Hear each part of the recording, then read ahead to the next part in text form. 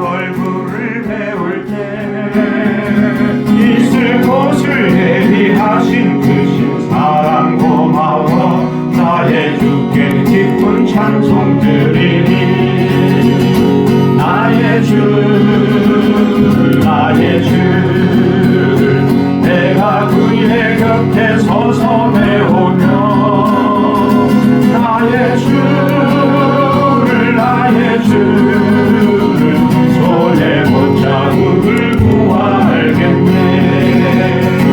이 세상을 일찍 떠난 사랑하는 성도들 내가 올 줄 고대하고 있겠네. 저희들과 한 소리로 찬송 부르기 전에 먼저 사랑하는 주를 배우리. 하늘 영화롭게 쉬운 성문 들어가서 다닐 때 이것 입고 막는 길을 다니며 금고 문고 갖추어서 새 노래를 부를 때 세상 고생 모두 잊어버리리. 나의 주를 나의 주를 내가 그의 곁에 서서 배우며 나의 주를 나의 주를 손에 못잡음을 구하겠네. 나의 주를 나의 주를 내가 그의 곁에 서서 배우며 나의 주를 나의 주를 손에 못잡음을 구하겠네. 나의 잠깐만 나의 주를 나의 주를 내가 그의 곁에 서서 배우며 나의 주를 나의 주를 손에 못잡음을 구하겠네. 아멘. 그 옆에 주만 바라볼지랄까요?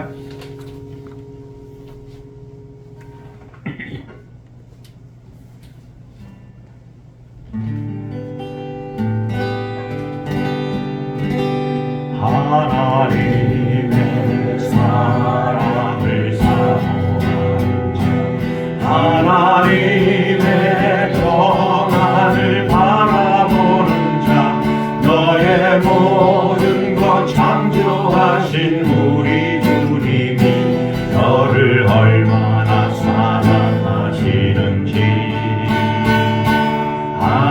하나님께 찬양과 경배하는 자 하나님의 선하심을 닮아가는 자 너의 모든 것 창조하신 우리 주님이 너를 자녀 삼으셨네.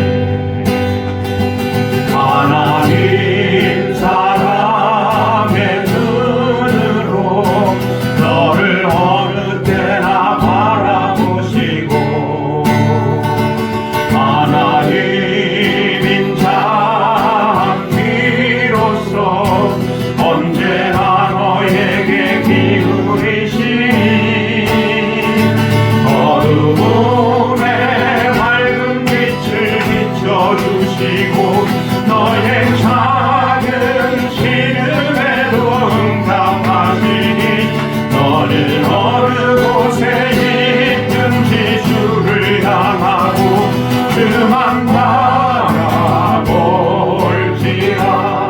한 번 더 하나님의 사랑을 사모하는 자 하나님의 평안을 바라보는 자 너의 모든 것 창조하신 우리 주님이 너를 얼마나 사랑하시는지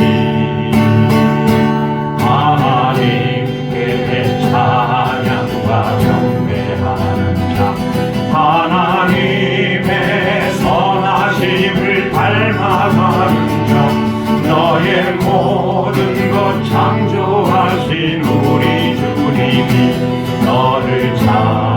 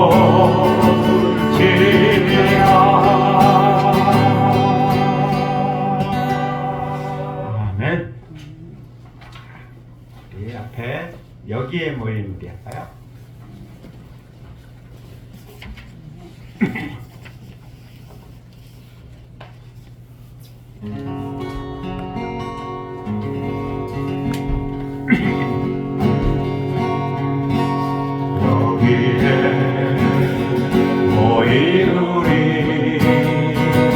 주의 은총 받은 자여라. 주께서 이 자리에 함께 계심을 아노라. 언제나 주님만을 찬양하며 따라가리니 직업을 당할 때도 함께 계심을 믿노라. 이 믿음 더욱 굳세라. 주가 지켜주신다. 어두운 밤에도 주의 밝은 빛 인도하여 주신다. 주님이 뜻하시니 헤아리기 어렵더라도 언제나 그 뜻 아래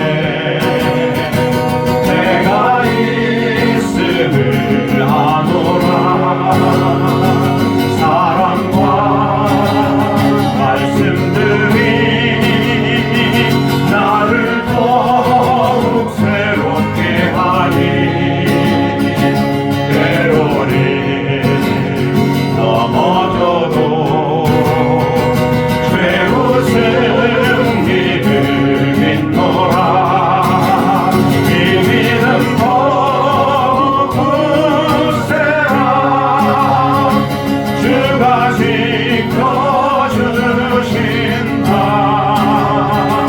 어두운 밤에도 주의 밝은 빛 인도하여 주신다. 여기에 모인 우리 사랑받는 주의 자녀라. 주께서 뜻하신 바 우릴 통해 펼치신다.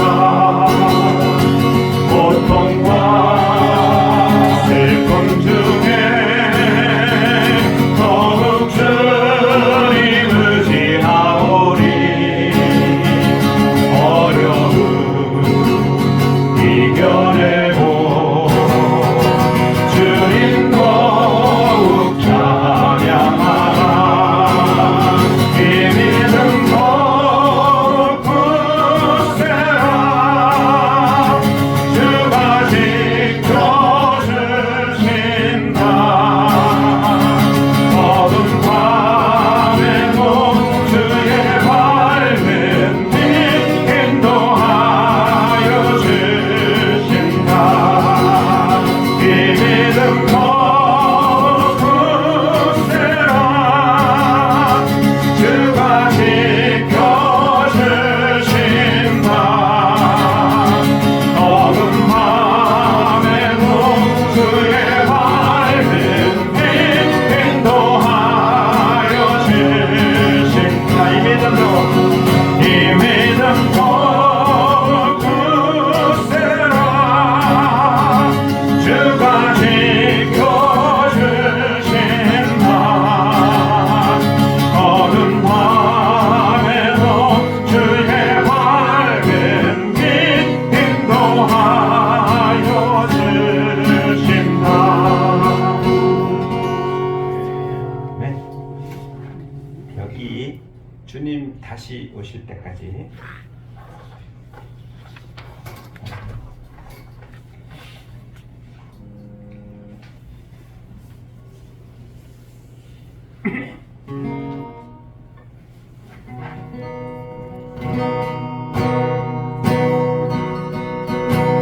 주님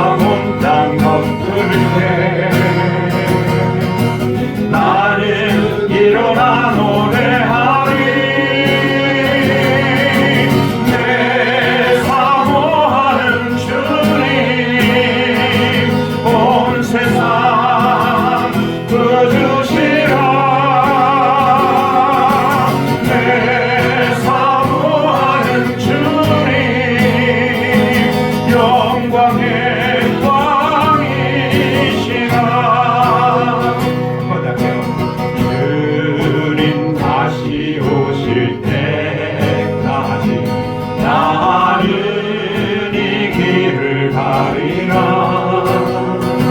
좁은 길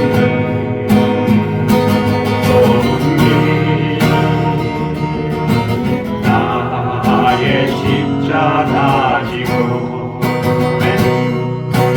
나의 가는 이 길 끝에서 나는 주님을 보리라 영광의 내 주님 나를 맞아주시니 주님 다시 오실 때까지 나는 일어나 달려가리라 주의 영광 온 땅 덮을 때 나는 일어나 노래하리 내 사모하는 주님 온 세상 구주시라 내 사모하는 주님 영광의 왕이시라 주님 다시 오실 때까지 나는 일어나 달려가리라 주의 영광 온 땅 덮을 때 나는 일어나 노래하리 내 사모하는 주님 온 세상 구주시라 내 사모하는 주님 영광의 왕이시라 영광의 왕이시라 아멘.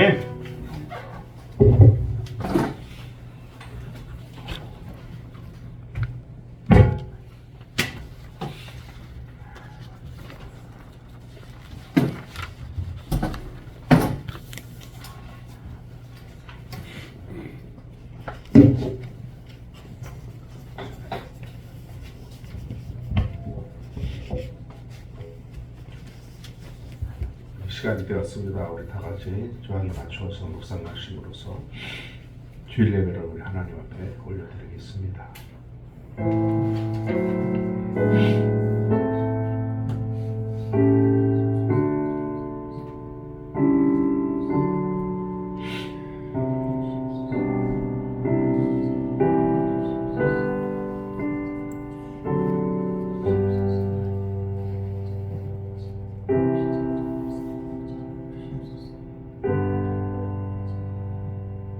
너희 권능 있는 자들아 영광과 능력을 여호와께 돌리고 돌릴지어다.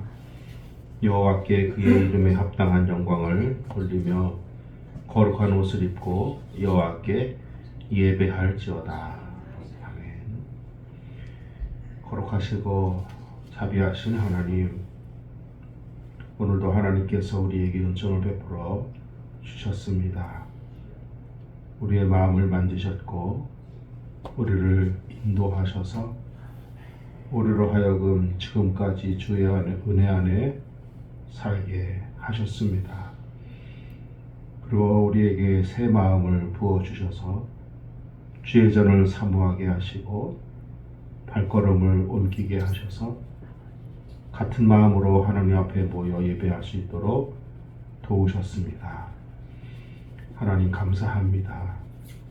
너희는 모일 때에 영과 진리로 예배하며 너희 몸을 거룩한 산제사로 드리라 하는 말씀을 따라서 우리의 몸과 마음과 뜻과 정성을 다하고 우리의 모든 모습을 그대로 정나하게 하나님 앞에 드러내며 하나님 앞에 솔직히 서서 주의 은총을 기다립니다. 예배하는 자리를 하나님 보시고 임재하셔서 오늘도 주의 은혜로 새로워지게 하시고 오늘도 하나님 앞에 거룩한 예배를 드리는 복되고 은혜로운 이 자리가 되도록 하나님 도와 주옵소서. 예배에 참석하지 못한 사랑하는 성도들을 기억하셔서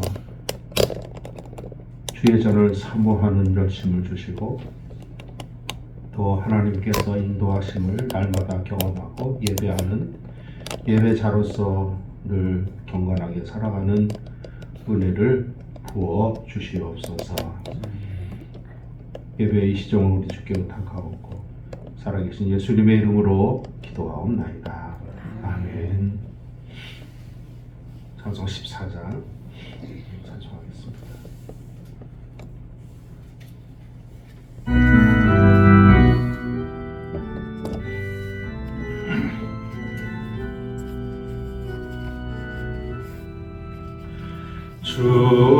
우리 하나님 하늘에 계시니 온 천하 만민 주 앞에 찬송하네. 이 천지 만물도 주 앞에 엎드려 그 거룩하신 이름을 늘 높이네. 주 언약하신 것 끝까지 지키니 저 하늘나라 향하여 곧 가리라. 주 얼굴 배울 때 내 마음이 기쁘고 영원히 주의 영광을 찬양하리.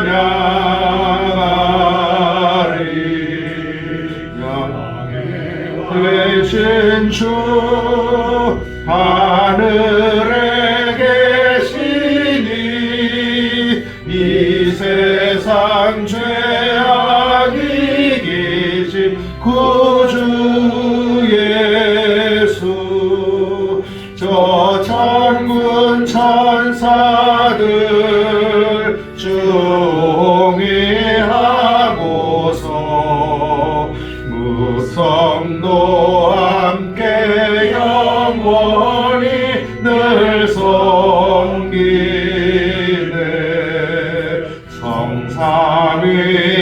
성삼위일체께 승리한 우리들 다 기쁜 소리 높여서 감사드려.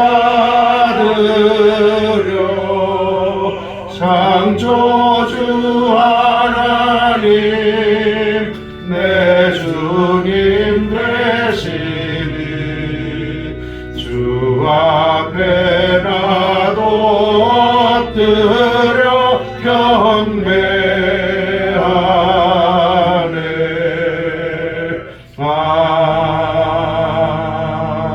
아멘. 찬송가 뒤에 있는 교독은 제7번 말씀 시편 13편 말씀을 교독하겠습니다. 교독은 7번 시편 13편 말씀입니다.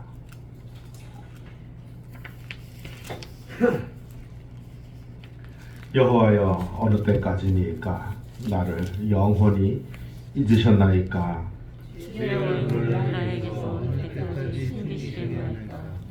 나의 영혼이 번민하고 종일토록 마음에 근심하기를 어느 때까지 하오며 내 원수가 나를 치며 자랑하기를 어느 때까지 하리까. 여호와 내 하나님이여 나를 생각하사 응답하시고 나의 눈을 밝히소서. 두렵건대 내가 사망의 잠을 잘까 하오며 두렵건대 나의 원수가 이르기를 내가 그를 이겼다 할까 하오니 내가 흔들릴 때 나의 대적들이 큰 고통을 받나이다. 나는 오직 주의 사랑을 의지하여 싸우니 나의 마음은 주의 구원을 기뻐하리이다. 내가 여호와를 찬송하리니 이는 주께서 내게 은덕을 베푸심이로다. 아멘. 사도신경으로 우리 신앙을 우리 하나님 앞에 고백합니다. 전능하사 천지를 만드신 하나님 아버지를 내가 믿사오며 그 외아들 우리 주 예수 그리스도를 믿사오니 이는 성령으로 잉태하사 동정녀 마리아에게 나시고 본디오 빌라도에게 고난을 받으사 십자가에 못 박혀 죽으시고 장사한 지 사흘 만에 죽은 자 가운데서 다시 살아나시며 하늘에 오르사 전능하신 하나님 우편에 앉아 계시다가 저리로서 산자와 죽은 자를 심판하러 오시리라. 성령을 믿사오며 거룩한 공예와 성도가 서로 교통하는 것과 죄를 사하여 주시는 것과 몸이 다시 사는 것과 영원히 사는 것을 믿사옵나이다. 아멘. 찬송 312장 찬송하겠습니다. 312장.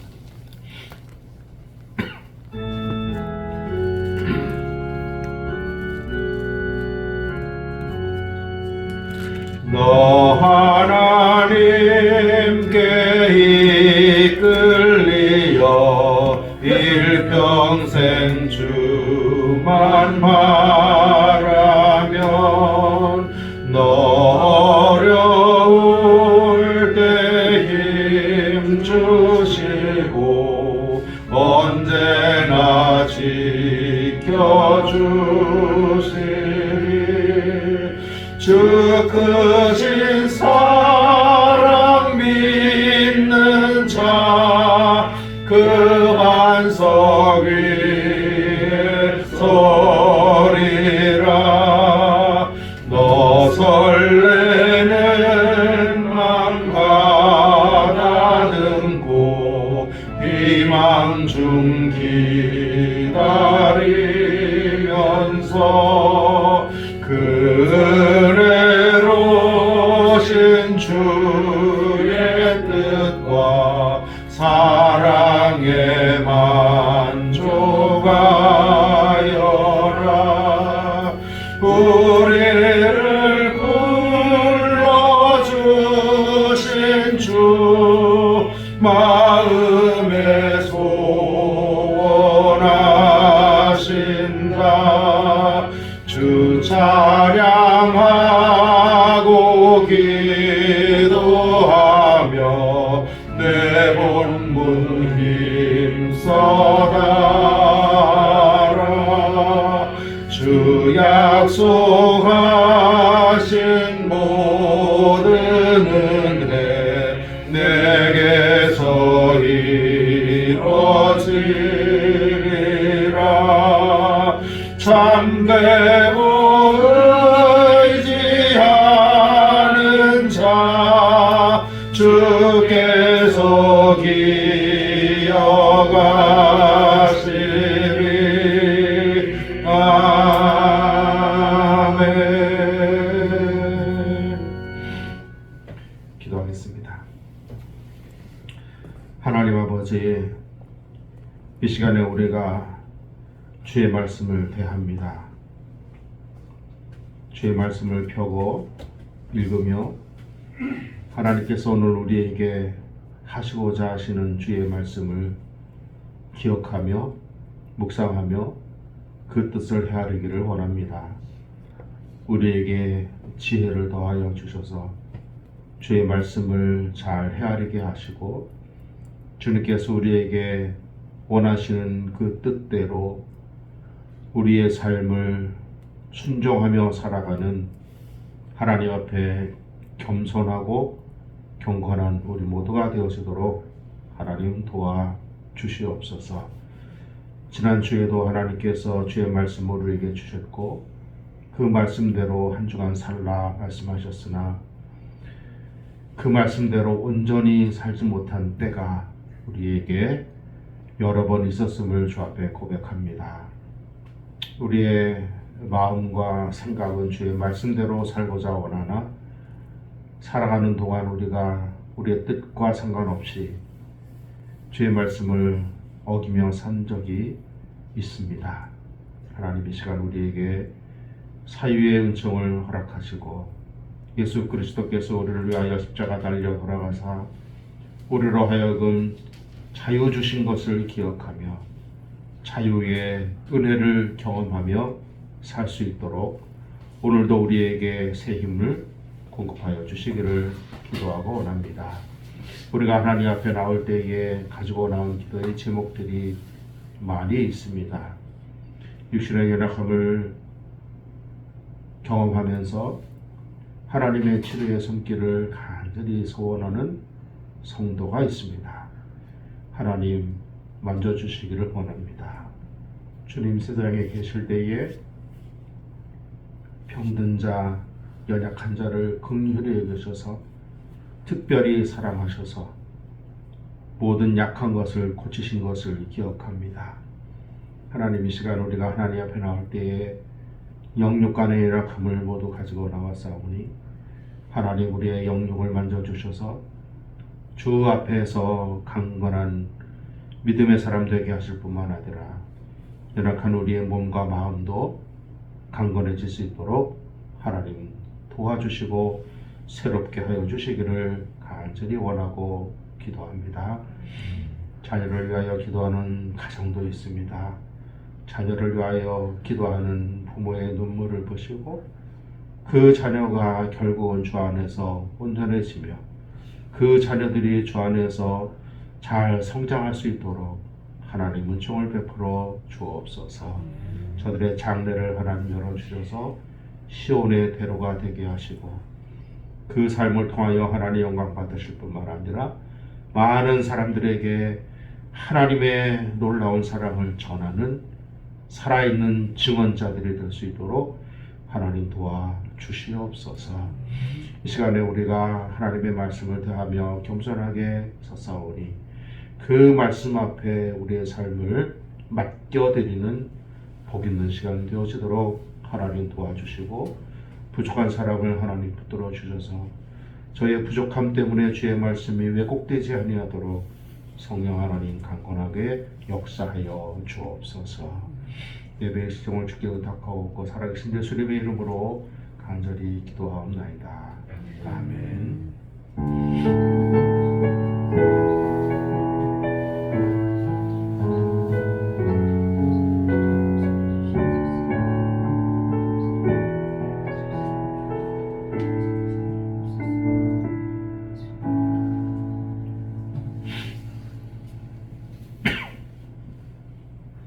하나님의 말씀을 공부합니다. 하나님의 말씀은 누가복음 5장 1절로 11절까지의 말씀, 신약성경 95페이지에 있습니다.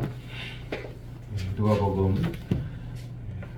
5장 1절로 11절까지의 말씀, 신약성경 95페이지에 있습니다. 제가 1절을 읽고 성도님들이 그 다음 절을 읽고 한 절씩 기록하겠습니다. 제가 누가복음 5장 1절을 먼저 공독을 하겠습니다. 한 절씩 교독하겠습니다. 무리가 몰려와서 하나님의 말씀을 들을새 예수는 게네사렛 호숫가에 서서 호숫가에 그쪽에 있는 것을 보니 모두는 배에서 나와서 그물을 씌우니라. 예수께서 한 배에 오르시니 그 배는 시몬의 배라. 육지에서 조금 떼기를 정하시고 앉으사 배에서 무리를 가르치시더니 말씀을 마치시고 시몬에게 이르시되 깊은 데로 가서 그물을 내려 고기를 잡으라. 시몬이 대답하여 이르되 선생님 우리들이 밤이 새도록 수고하였으되 잡은 것이 없지만은 말씀에 의지하여 내가 그물을 내리리이다 하고 그렇게 하니 고기를 잡은 것이 심이나 그물이 찢어지는지라. 이에 다른 배에 있는 동무들에게 손짓하여 와서 도와달라 하니 그들이 와서 두 배의 체험에 잠기게 되었더라. 시몬 베드로가 이르고 예수의 무릎 아래 엎드려 이르되 주여 나를 따라서서 나는 죄인인 것을 아노니. 이는 자기 및 자기와 함께 있는 모든 사람이 고기 잡힌 것으로 말미암아 놀라고 세베대의 아들로서 시몬의 동업자인 야고보와 요한도 놀랐습니다. 예수께서 시몬에게 이르시되 무서워하지 말라. 이제부로는 네가 사람을 취하리라 하시니 함께 했습니다. 그들이 배들을 둘째되고 모든 것을 버려두고 예수를 따르니라. 아멘. 좌우로 인사 한번 나눠보실까요? 사랑합니다. 사랑합니다. 맞습니다. 사랑합니다. 지난 한 주간 잘 지내셨어요? 네. 날씨가 조금씩 따뜻해지고 있습니다. 올해는 특히 봄이 그렇게 기다려지는 그런 때입니다. 독특한 겨울이 가고 있는데 이번 주에도 살짝 춥다고 그래요. 내일은 최고온도가 영하 10도. 조금 풀렸다가 추워지니까 또 그렇죠.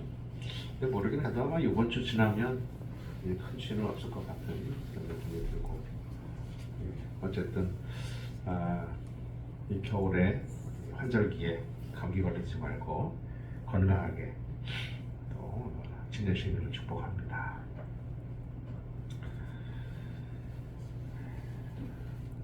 우리가 잘 아는 대로 마태, 마가, 누가복음을 공간복음이라 이렇게 이야기를 합니다. 요한복음을 따로 떼서 이렇게 이야기를 하죠. 마태복음, 마가복음, 누가복음을 왜 공간복음이라 말을 하면, 여기서 관이라고 하는 말은 본다는 뜻입니다. 그러니까 비슷한 관점에서 주님을 바라본 시각으로 기록을 한 책, 그래서 마태, 마가, 누가복음을 공간복음이라 이렇게 이야기합니다. 그리고 요한복음은 예수님에 대해서 조금 다른 시각으로 약간의 철학적인 의미에서 예수님을 분석하고 이야기한 것이기 때문에 마태, 마가, 누가복음과 요한복음은 성격이 조금 다릅니다. 근데 우리가 알아야 할 것은 마태복음은 유대인들을 위해서 예수님을 설명하는 책입니다. 그래서 마태복음을 보면 율법에 관한 이야기가 많이 나옵니다. 왜냐하면 유대인들은 율법을 잘 알고 있기 때문에 율법을 통하여 예수님을 해석을 많이 합니다. 그래서 마태복음을 보면 다른 복음에는 딱 두드러지지 않은 율법에 대한 이야기들, 예수님을 율법의 완성, 율법의 완성자, 그리고 산상수훈에서도 모세는 이렇게 말을 했는데 예수님은 이렇게 말을 한다, 이렇게 비교하면서 이야기를 많이 합니다. 반면에 누가복음은 유대인들을 위해서 쓴 복음서가 아닙니다. 누가복음은 유대인들이 아닌 비유대인들, 즉 이방인들을 위해서 쓴 복음서입니다. 그래서 누가복음은 예수님에 대해서 굉장히 상세하면서도 또 친절하게 설명을 잘 합니다. 그러니까 예수님에 대해서 모르잖아요, 이방인들은. 그러니까 예수님에 대해서 아주 상세하게 기록을 했습니다. 그리고 누가라고 하는 사람 자체가 부드러운 사람이라, 아주 부드럽고 온유한 사람이라 필체 자체가 굉장히 부드럽고 친절한 그러한 문체로 우리가 고소했습니다. 그래서 오늘 우리가 봉독한 오늘의 본문 말씀은 주님께서 베드로와 세 명의 그 사람들을 예수님께서 부르신, 나를 따라오너라 라고 부르신 그 내용을 기록한 것이지만, 마태복음과 마가복음은 비록 비교적 간단하게 기록을 했어요. 그리고 설명도 크게 없습니다. 예수님께서 나를 따라오너라, 내가 너희를 사람 나오는 업으로 되게 하겠다, 그냥 그렇게만 설명을 했는데, 누가복음에는 그렇게 설명을 안 하고 굉장히 상세하게 그때 어떤 일이 있었는지, 왜냐하면 예수님에 대해서 잘 모르는 사람들이 그저 하나의 사실만, 팩트만 탁 얘기해버리면 이게 뭐지? 라고 할 수 있기 때문에 누가복음은 굉장히 예수님과 베드로의 만남에 있어서 상세하게 기록을 했습니다. 설명을 조금 하자 보면, 마태복음에는 예수님께서 베드로를 만날 때 그물을 깃고 있는 것을 보시더니 나를 따라와라, 내가 너를 사람 나누는 업가 되게 하겠다, 이렇게만 말씀하셨다고 기록이 되어 있는데, 누가복음에는 우리가 봉독한 말씀대로 예수님께서 시몬의 배를 타고 이렇게 가시다가 오르셔가지고 시몬에게 이야기했다고 그러잖아요. 가서 깊은 데 가서 그물을 내려라. 그래서 베드로가 깊은 데 가서 그물을 내렸더니 물고기를 너무 많이 잡았어요. 너무 많이 잡았어. 그래가지고 베드로가 보니까 이분이 범상치 않은 분이구나 라고 느꼈다는 거 아니에요. 그래가지고 주님 나를 떠나십시오. 저는 죄인입니다 라고 말을 했고, 그 후에 주님께서 베드로에게 나를 따라오너라. 내가 사람을 취할 것이다 라고 말을 했다는 거예요. 그러니까 마태복음에서는 사람을 낚는 어부라고 얘기를 했지만 누가복음은 사람을 취할 것이다 이렇게 얘기했어요. 사람을 낚는 어부 그러면은 우리가 비유적으로 잘 모르잖아요. 이게 무슨 뜻인가. 그런데 그것을 더 쉽게 설명을 하기 위해서 사람을 취할 것이다, 사람을 얻을 것이다 이렇게 설명을 또 했다고 누가복음은 지금 기록을 하고 있습니다. 그러니까 누가복음은 굉장히 친절한 복음서죠. 굉장히 상세한 설명서입니다. 예수님께서 세례 요한에게 세례를 받으셨어요. 그리고 물에서 올라오실 때에 성령이 임하셔서 이는 내 사랑하는 아들이고 내 기뻐하는 자니 너희는 저희 말을 들으라. 예수님께서 그 후에 하나님의 복음을 전파하셨고 병자들을 고치셨고, 그래서 빠른 시간 내에 예수님에 대한 이야기가 많은 사람들에게 전파가 되었잖아요. 그 후에 예수님께서 그렇게 막 예수님께서 사역을 시작하실 그때에 베드로를 만나신 거잖아요. 그러니까 모르긴 하지만 베드로가 예수님에 대한 소문을 바람결에는 들었을 가능성이 있습니다. 그래서 예수라는 분이 하나님의 아들로 세례 요한에게 세례를 받고 세례 요한이 하나님의 아들이라 세상 죄를 죽어가는 하나님의 어린 양이다 라고 말하는 것을 말했다더라, 그런 얘기도 들었을 것이고, 그 다음에 많은 사람들의 병도 고치고 말씀을 하시고 그랬더더라. 그런 분이 있나 보다 라고 약간의 호기심과 지식을 갖고 있던 터에 예수님께서 말씀을 하신 거잖아요. 깊은 데 가서 그물을 내려라. 그러니까 베드로가 그때 딱 생각이 뭐냐 하면, 내가 밤새도록 물고기를 잡으려고 했었는데 한 마리를 못 잡았다. 그런데 이 말씀하시는 이분이 누구냐? 소문 듣던 그분이구나. 그래, 내가 한번 들어는 보자 라고 생각을 할 수도 있었을 것 같아요. 그래서 알겠습니다. 내가 밤새 고기는 잡지 못했지만 그러나 그렇게 말씀을 하시니 내가 한번 시험 삼아. 베드로의 마음은 그런 것이었어요. 처음부터 저분이 말씀하시니까 될 거야 라고 생각을 하고 알겠습니다 이게 아니고, 이 본문의 그 뉘앙스를 가만히 보면 가로 열고 시험 삼아 한번 해보겠습니다 가로 닫고, 그런 뜻이에요. 내가 밤새 고기를 잡으려고 했었지만 그렇지 못했습니다. 그렇지만 말씀하시니까 내 말씀에 의지해서 한번 해보겠습니다. 그리고 가서 그물을 내렸다는 거예요. 그러니까 엄청나게 많은 물고기를 잡은 것이죠. 그러니까 베드로의 생각과 지식과 상식과는 완전히 다른 것이죠. 깊은 데는 물고기가 살지 않잖아요. 그렇게 많은 물고기가 있잖아요. 근데 내가 바위에 맞도록 내가 물고기를 잡으려고 애썼는데 물고기를 못 잡았다. 근데 저분이 상식에 어긋나는 말씀을 하셨지만 시험 삼아 내가 들어보니 이게 되더라. 저분이 누구냐? 라고 생각을 한 거죠. 그때 비로소 자기의 그 오만함, 그런 것을 들여다본 거예요. 그를 잡으면서 이 말씀을 하신 저분이 누구냐? 라고 생각을 했을 때 세례 요한의 말도 생각이 났을 것이고, 예수님께서 하신 말씀들도 생각이 났을 것이고, 세례 요한이 말을 하기를 세상 죄를 죽어보는 하나님의 어린 양이라 하나님의 아들이다 말했는데, 과연 그렇구나, 과연 말씀하시는 것을 행했더니 진짜 그렇더라 라고 하는 것을 경험하고 나서 비로소 자신의 오만함, 시험 삼아 해보겠습니다 라고 생각했던 자신의 오만함, 이런 것들을 생각을 하고 엎드린 것이죠. 그래서 나를 떠나십시오 저는 죄인입니다. 당신같이 하나님의 아들이신 분을 내가 만나서 하는 거 내가 감당하지 못하겠습니다. 나를 떠나십시오. 라고 베드로가 자기 자신을 드디어 바라보고 자각하게 된 것이죠. 그때 주님이 말씀하시기를 두려워하지 마라. 내가 이제 후로는 사람을 얻을 것이다. 사람을 취할 것이다.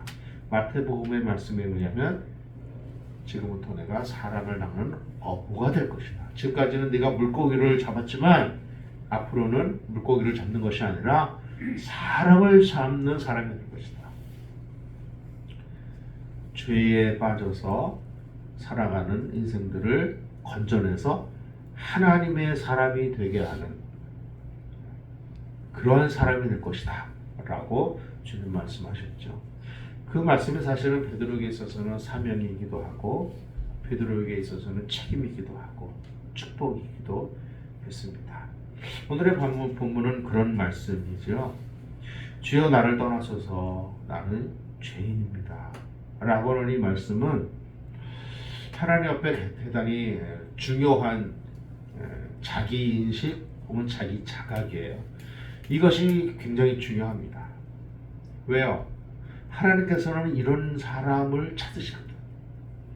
생각해 보세요. 예수님께서도 말씀하셨잖아요. 비유로 성전에서 두 사람이 기도한다. 한 사람은 바리새인이고 한 사람은 죄인이다. 바리새인은 기도하기를 하나님 감사합니다.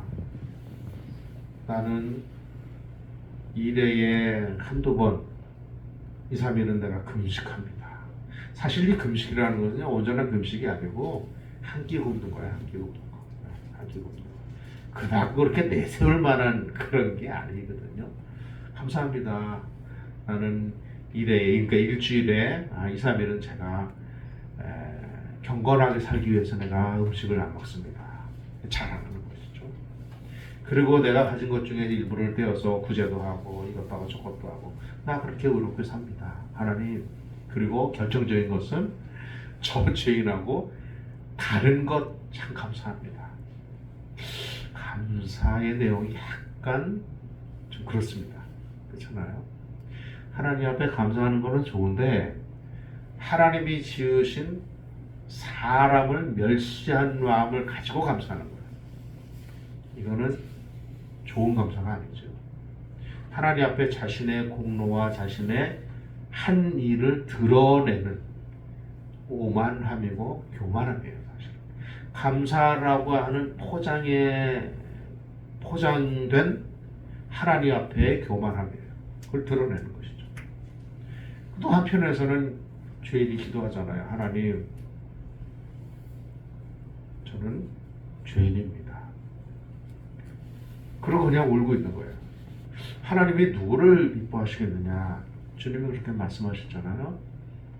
내가 단언하건대, 주님 그렇게 말씀하셨어요.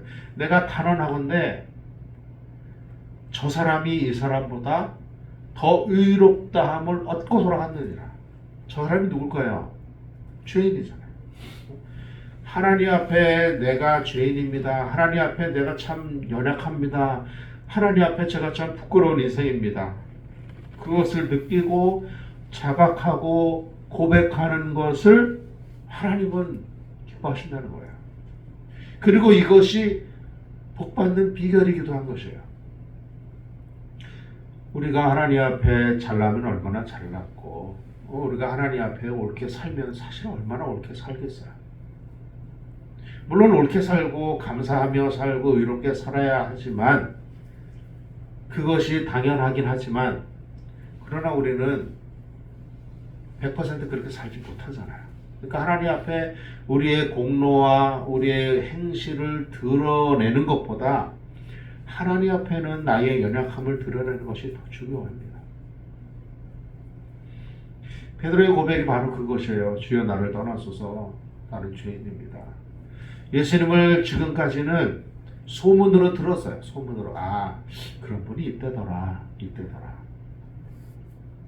그리고 그분을 만났어요. 그러고 나서 그분이 하시는 말씀대로 했어요. 그랬더니 경험을 한 것이죠. 안 것이죠. 이분이 정말 하나님의 아들이고 세상 죄를 지고 원하는 하나님의 어린 양인 겁니다. 직접적으로 만난 것이죠.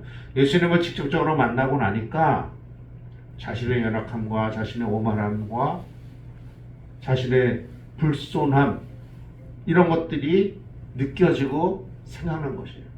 그래서 말하기를 나는 죄인으로서이다 라고 말을 한 것이죠. 베드로가 사실 이 비슷한 경험을 예수님 돌아가실 때 또 경험을 해요. 이때는 사실은 조금 어떻게 보면은 그렇게 마음 깊이 막 절실하게 느낀 것 같지는 않습니다. 제가 볼 때는. 그러나 예수님께서 십자가에 달리시기 위하여 빌라도의 법정에서 재판받으실 때에 주님께서 그 전에 말씀하셨잖아요. 내가 닭 굴기 전에 나를 3번 부인하리라. 아이고 주님, 제가 죽을지언정 절대 그럴 일 없습니다. 장담을 했지만 결국은 빌라도의 법정에서 재판받으실 때에 3번이나 주님을 부인했고 마지막에는 저주까지 했단 말이죠. 그러고 나서 돌아서는데 주님과의 눈이 마주쳤잖아요. 주님을 거리하고 상관없이 주님을 만난 것이에요. 그러니까 지금 오늘의 본문의 말씀을 보면 베드로는 지척에서 주님을 만났어요. 지척에서. 바로 앞에서 주님을 만났어요. 그러나 이 당시에는 그닥 그렇게 마음 깊이 자기를 자각한 것 같지는 않아요. 알긴 알았지만. 그러나 베드로가 멀찍이 서서 주님의 눈동자를 바라보는 그 순간, 주님이 뒤를 돌아보시면서 베드로와 눈이 마주치는 그 순간 베드로는 생각이 난 거죠. 어떤 생각? 내가 닭 오기 전에 나를 3번이나 부인할 것이다. 그때 베드로가 말하기를 절대 내가 죽을지언정 그런 일은 없습니다 라고 장담했던 자기의 연약함, 교만함, 그런 것이 망치로 맞듯이 생각이 난 거죠. 그래서 40이 넘을 것 같은 베드로가 밖에 나가서 통곡을, 성경에 보면 심히 통곡하였다, 이렇게 심히 통곡하였다. 무슨 뜻이에요? 주님을 만난 후로 그가 그때처럼 하나님 앞에 솔직하게 선 적이 없어요. 하나님 앞에 주님 앞에 솔직히 선 적이 없어요. 지금까지는 주님을 따라다니고 지금까지는 주님의 말씀을 듣고 했지만 자기에 대한 자각과 자기가 하나님 앞에 이렇게 솔직하게 선 이런 경험이 없으면 얕은 물에서 찰랑거리는 것과 비슷한 것이에요. 그래서 베드로가 그 통곡을 한 후에 완전히 그는 변화되잖아요. 변화되는 것입니다. 베드로의 오늘의 고백이 그 비슷한 고백을 처음 하는 것입니다. 주님, 나를 떠나십시오. 나는 죄인입니다. 이때 주님 말씀하시기를 나를 따라오너라 말씀을 하십니다. 내가 사람 낚는 어부가 되게 하리라. 내가 사람을 취할 것이다. 여기서 사람을 취한다, 사람을 낚는 어부가 되겠다라고 하는 이 말씀은 무슨 말씀이냐 하면, 쉽게 우리 말로 이렇게 설명을 하자면 사람을 얻을 것이다. 사람을 조금 더 가볍게 말하면 사람과 친해질 것이다. 네가 사람과 좋은 관계를 맺고 사람에게 네가 영향을 끼치고 그 사람으로 하여금 너처럼 나의 제자가 되게 네가 이렇게 영향력을 끼치고 이끌 것이다. 이런 뜻입니다. 여러분, 우리는 모두가 예수님의 은혜를 힘입어서 성도로 부름받은 사람들입니다. 그러니까 베드로와 우리가 비교를 하자면, 베드로가 주님을 만나서 주님, 나를 떠나십시오. 저는 죄인입니다 라고 말을 해서 주님 말씀하시기를 내가 사람을 낚는 어부가 되게 하리라 하셨던 그것처럼 주님이 우리를 만나셨어요. 그리고 우리에게 같은 말씀을 하신 거죠. 내가 사람을 낚는 어부가 될 것이다. 사람을 취할 것이다. 사람을 얻을 것이다. 우리는 그런 사명을 다 받은 사람들이고 우리는 그 축복을 받은 사람들입니다. 사람을 취할 것이다 라고 하는 이 말은 마음을 얻을 것이다, 신뢰를 얻을 것이다, 또는 영향력을 끼칠 것이다 라고 하는 뜻입니다. 그러니까 우리는 이러한 사명, 이런 축복이 우리에게 있는 사람들이에요. 그러니까 우리는 우리 자신을 위해서 그냥 혼자서 그냥 나만 잘 살고 나만 잘 먹고 하기 위해서 그냥 이렇게 사는 사람들이 아니에요. 우리는 조금 다른 사람들입니다. 다른 어떤 사람? 선한 영향력을 끼쳐야 되는 사명이 있고 그럴 수 있는 능력이 있는 사명이 있고 축복을 받은 사람들이에요. 사명이기도 하고 축복이기도 하고 그런 말씀을 받은 사람들이에요. 사명이라고 너무나 생각을 하면 무겁고 축복이라고 너무 생각을 하면 가볍고 사명이자 축복이 많은 사람들에게 주의 영향력을 주의 은혜를 끼치는 그러한 사명이 있는 사람이고 그렇게 할 수 있는 축복을 받은 사람들이에요. 우리 그런 사람들입니다. 그러면 어떻게 우리가 그것을 가능할까? 어떻게 가능할까? 그것이 관건이잖아요. 그렇죠? 우리는 이미 예수 그리스도로부터 그런 사명을 받았고 그런 축복을 받은 사람이에요. 우리는 개인적으로 다 주님을 만났고 그래서 물론 그 만남의 강도 내지는 감도가 조금 성도님들마다 다 다르기는 해요. 어떤 분들은 믿음의 초보라 아직 그렇게 뭐 그럴 수도 있고 어떤 분들은 믿음의 감도와 강도가 깊고 예민해서 주님과 함께 이렇게 하는 분들도 있고 믿음의 그 깊이와 감도는 조금씩 다 다르기는 하지만 우리는 모두 다 주님을 만났고 이러한 축복의 말씀과 사명의 말씀을 받은 사람들이에요. 그럼 어떻게 그것을 가능하게 할 것이냐? 그것은 우리의 책임이잖아요. 어떻게 이것을 우리가 수행할 것이냐? 그것은 우리의 책임이잖아요. 그러면 어떻게 할 것이냐? 첫 번째로 선한 행실과 선한 인격이 우리에게 먼저 있어야 되겠어요. 선한 행실과 선한 인격. 사실 이것만 해도 얼마나 훌륭해요. 그렇잖아요? 이것만 해도. 사실 세 가지로 쓰긴 했지만 이 첫 번째 것 하나만 온전하게 해도 되잖아요. 그렇잖아요? 축복합니다. 사랑하는 성도 여러분.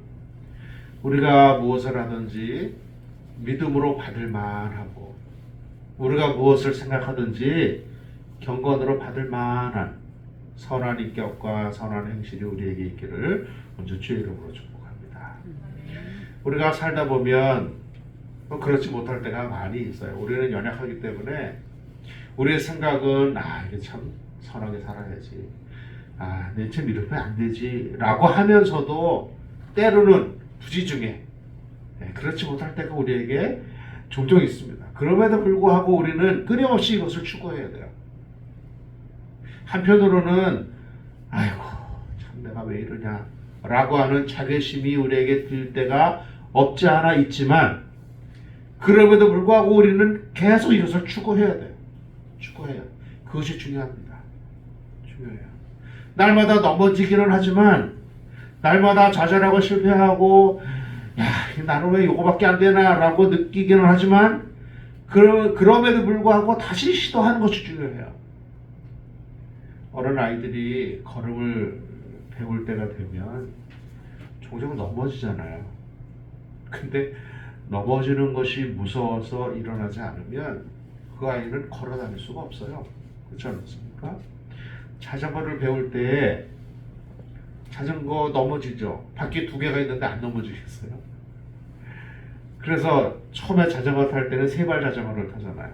넘어지지 않는 거. 그 두 발 자전거를 타다가 그것도 불안하니까 옆에다가 보조바퀴 두 개 끼고 타잖아요. 그러다가 조금 자신이 생기면 어떻게 해요? 보조바퀴 띄죠. 그것도 합니다. 보조바퀴 띄자마자 잘 타는 경우도 있긴 하지만 넘어지는 경우도 있잖아요. 근데 넘어지는 게 무섭다고 다치는 게 무섭다고 자전거를 타지 않으면 자전거를 배울 수 없습니다. 마찬가지예요. 우리도 하나님 앞에 선한 행실과 선한 인격으로 살아야 되지만 그렇지 못할 때가 우리에게 종종 있어요. 그럴 때에 사단은 우리에게 계속 찔릅니다. 야, 너 그거밖에 안 되잖아. 뭘 그렇게 애쓰냐? 그냥 편하게 살아. 뭘 굳이 하나님 앞에 그렇게 살려고 하느냐? 그러지 마라. 라고 우리에게 계속 얘기해요. 그때 우리는 단호하게 이야기를 합니다. 그럼에도 불구하고 나는 선하게 살기 위해서 노력할 거야. 나는 여전히 하나님의 그 주님의 인격을 담는 사람이 되기 위해서 애쓸 거야. 라고 다시 시도하는 것이 중요해요. 다시 시도하는 것. 그것이 우리의 특기잖아요. 그렇잖아요? 우리의 특기는 그거 아니에요. 우리의 특기는 계속하는 거잖아요. 계속하는 거. 죽어도 계속하는 거. 그것이 우리의 특기잖아요. 사랑하는 성도 여러분, 선한 행실과 선한 인격으로 날마다 자라나는 은혜가 있기를 주의 이름으로 축복합니다. 선한 행실과 선한 인격이 되기 위해서 날마다 애쓰고 수고하는 이 사랑의 수고, 그것이 우리에게 있기를 축복합니다. 이렇게 하면 사람을 낳는 업으로 조금씩 만들어지는 줄로 믿습니다. 두 번째로 어떻게 사람을 취할 것이냐, 어떻게 사람들에게 영향력을 끼칠 것이냐, 말씀에 순종하는 믿음으로 영향력을 끼칠 수 있습니다. 믿음이라고 하는 것은 사실 눈에 보이지 않습니다. 그래서 히브리서 11장에 보면 믿음은 바라는 것들의 실상이라 이렇게 정의를 해서 바라는 것들의 실상이라. 기가 막힌 정의 아니겠어요? 믿음은 뭐냐 하면 바라는 것들의 진짜 모습이라는 것이에요. 진짜 모습. 여기서 실상이라는 말은 참 모습이라는 것이에요. 참 모습. 그러니까 믿음이라는 것은 우리가 바라고 생각하고 추구하고 원하는 것의 원형이에요. 원형. 그것이 우리의 믿음이에요. 여러분, 하나님 앞에서 축복받는 인생이 되고 싶다라고 하는 믿음이 우리에게 있잖아요. 그렇잖아요? 그런 소망이 우리에게 있잖아요. 그러면 그것을 바라고 생각하고 믿고 그것을 얻기 위해서 하나님 앞에 달려나가는 것, 그것이 믿음이에요. 그러니까 믿음이 없이는 하나님을 기쁘시게 할 수가 없어요. 그 믿음이 없으면 하나님 앞에 나갈 수가 없어요. 믿음이 없으면 어떻게 하나님 앞에 설 수 있겠어요?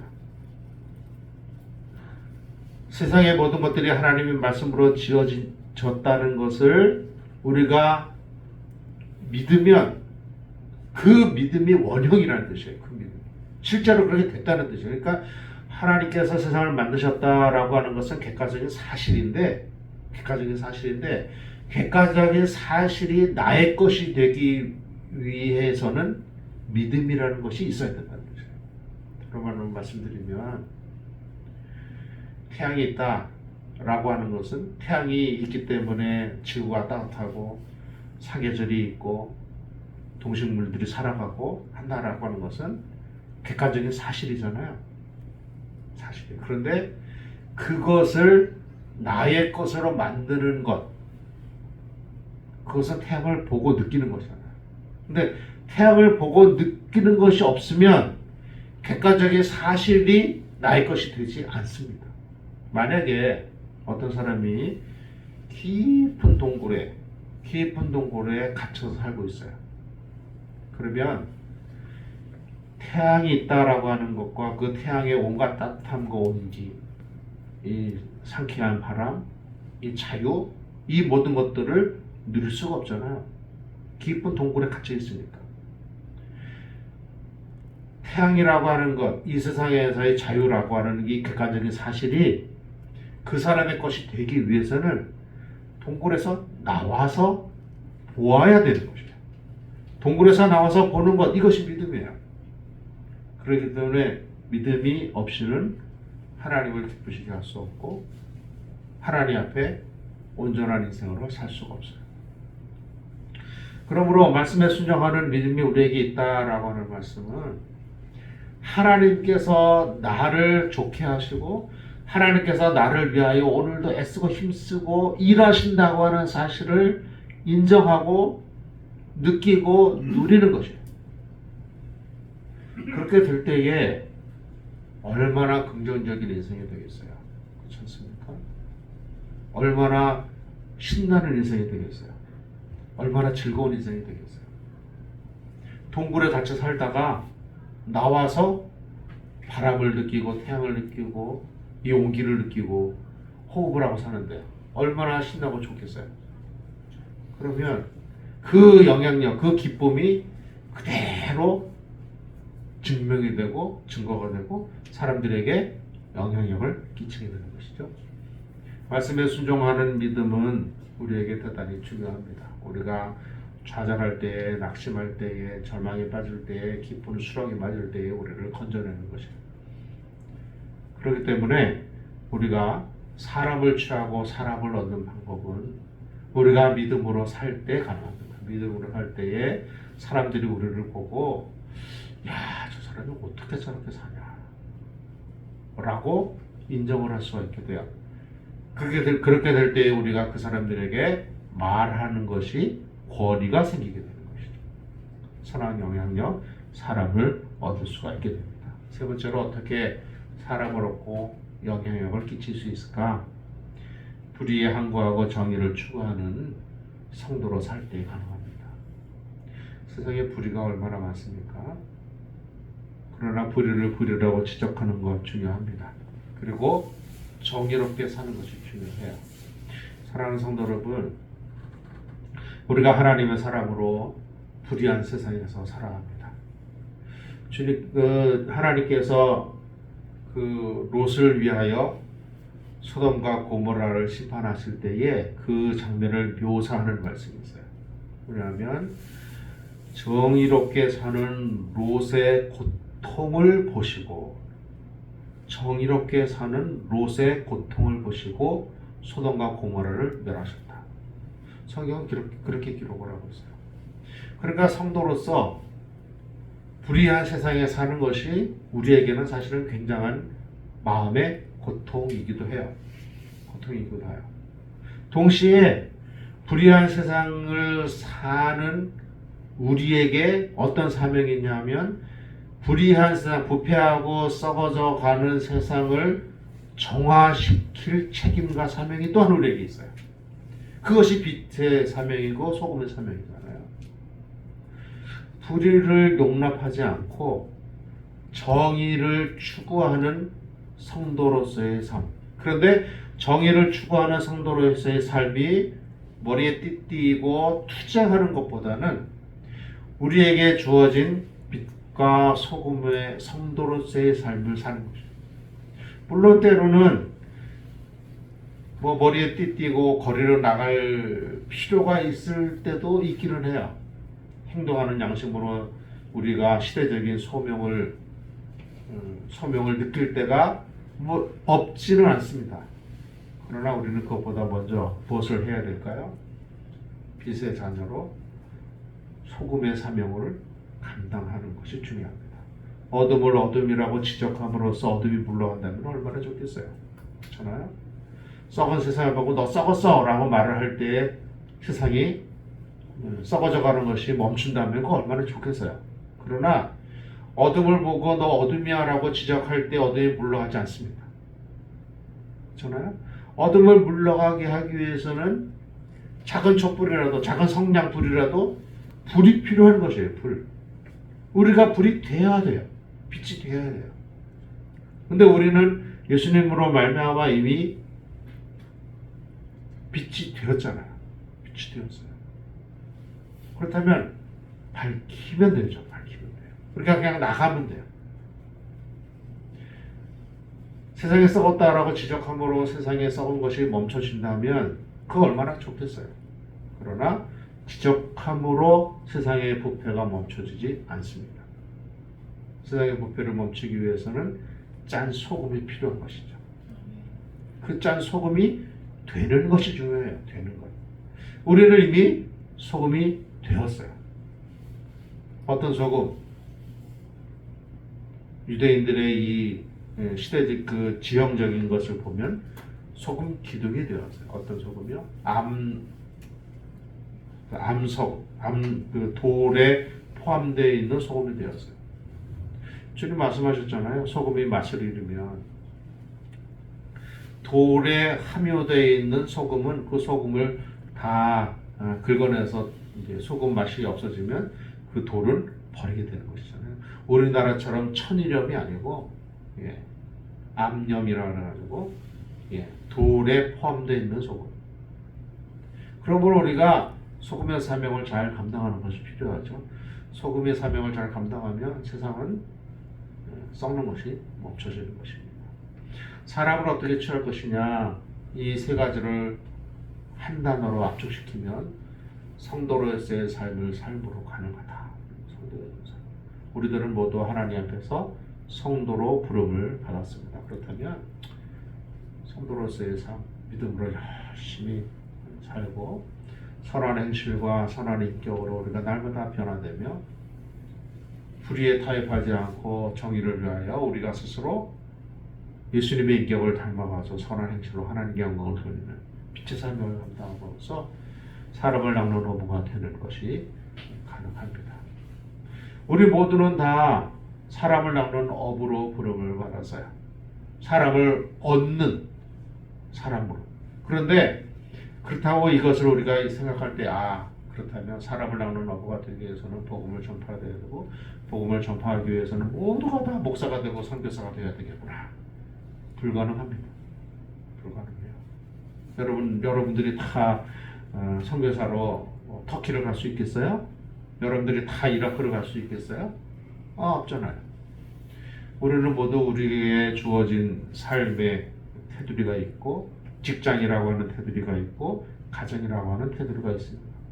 그곳에서 우리에게 맡겨진 사명을 감당하고 그곳에서 선한 영향력을 끼치면 우리는 베드로 못지않은 바울 못지않은 사람을 낚는 어부가 되는 줄을 믿습니다.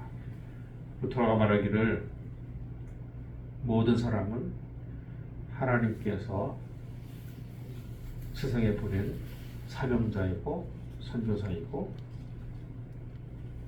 하나님의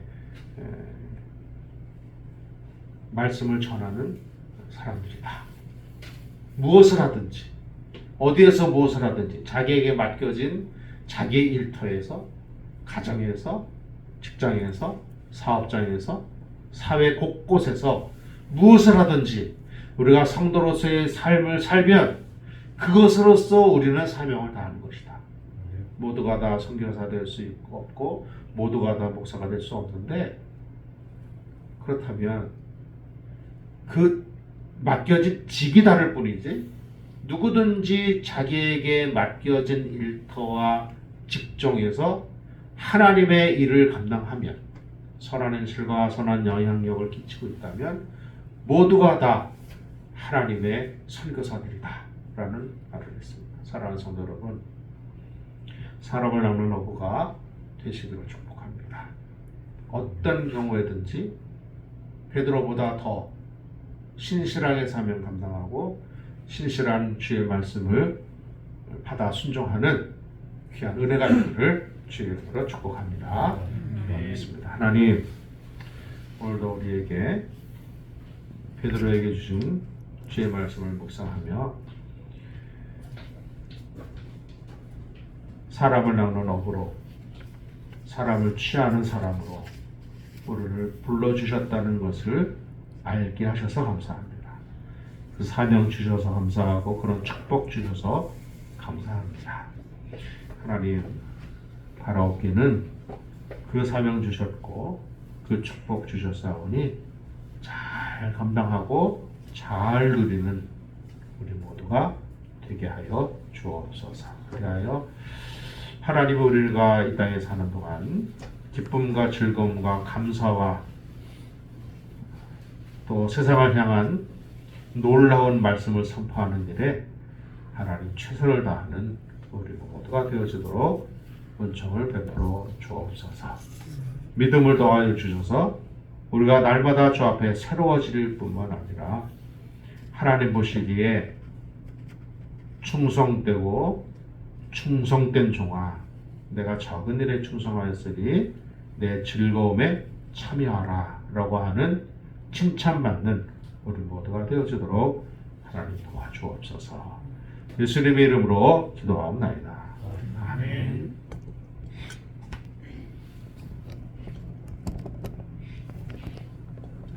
우리 찬송 54장 에서 기도문을 하나님